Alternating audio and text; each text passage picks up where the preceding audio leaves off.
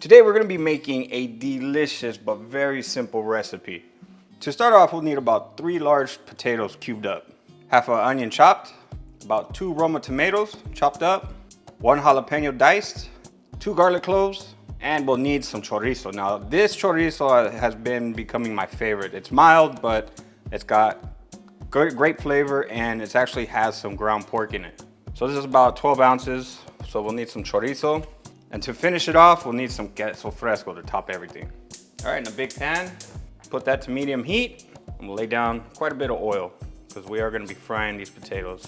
Let that come to temp, and we'll get our potatoes on.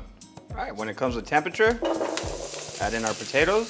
So at this point, all we're gonna do is just season with salt and pepper. Just a tad bit there, just to get some seasoning on there. A little bit of black pepper. Okay, even out your potatoes. You wanna make sure that you get some even cooking. So let this go for a few minutes, see how they're doing, and then we'll rotate them. All right, after a few minutes, go ahead and give this a mix.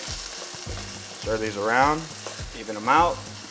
Let that go for another few more minutes. I want to say about 4 or 5. See if we start getting some color on them. All right, give this another stir. Starting to get some color on it. All right, let this other side go for a few more minutes. Get some color on that side. And finish these off and then get some other stuff in there. All right, once we have our potatoes nice and soft and golden brown, now we'll start adding in our other ingredients. Make a little hole right here in the middle. Now we'll add in our chorizo. Break this up. Now cook this until it becomes crumbly. That way you can break it all apart and then we can distribute it throughout all the potatoes. Yeah, a huge difference compared to the other type of tube chorizos. This one actually has some ground pork in it. Like I said, it's been my go-to lately. Add in our garlic and the rest of our ingredients. Start mixing this around.